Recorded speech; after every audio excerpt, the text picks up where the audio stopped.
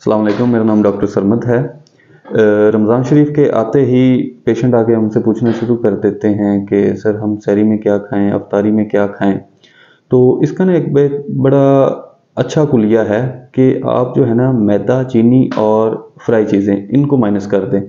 लेकिन फिर वो पकौड़े भी खाना चाहते हैं, समोसे भी खाना चाहते हैं और रोज़ा भी नहीं छोड़ना चाहते और शुगर की दवाई भी खाना चाहते हैं। तो इसके लिए ना हमने थोड़ा-सा ये एक चार्ट सा मुरतब किया है। तो इसमें थोड़ी-सी चेंजिंग के साथ वो अपना भूख को देखते हुए या अपनी शुगर को देखते हुए चीज़ों को मैनेज कर सकते हैं। तो सहरी में ना जो बंदा है 1 या डेढ़ जो अगर वो पराठा खाना चाहता है तो उसके ऊपर 1 या 2 चम्मच ऑयल लगवा के वो खा ले। ऑमलेट्स आधा 1 ऑमलेट खा सकता है, 1-2 खजूरें वो खा सकता है, दही का इस्तेमाल कर सकता है और चाय अगर पीना चाहता है तो चाय जो है वो चीनी के बगैर जो है ना वो पिए।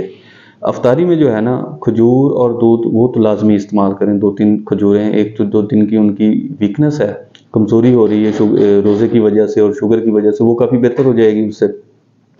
फिर अगर दही भल्ले या चना चाट वो खाना चाहता है तो वो 4, 5, 6 चम्मच सिर्फ टेस्ट बदलने के लिए वो ले अपना।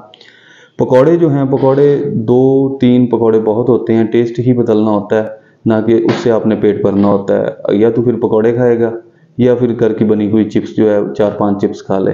बेहतर होगा कि जो चिकन रोल्स और ये चकोरीज़ और क्या समोसे होते हैं, इनसे बाज़ारी चीज़ों से तो थोड़ा इज्तनाब करें ना। बाकी जूस है, कोई भी जूस, फ्रेश जूस वो पीना चाहते हैं वो पी लें। और फ्रूट चाट है, फ्रूट चाट तो लाज़मी खाएँ। अगर फ्रूट चाट नहीं है तो फल जो भी है वो फल लाज़मी खाएँ आप। और नमाज के बाद जैसे ही आप इशा के पहले खाते हैं या बाद में खाते हैं खाना, तो उसमें रूटीन में सैलड है तो सैलड खाएँ आप साथ में, एक आधी रोटी और थोड़ा सा सालन वगैरह बस।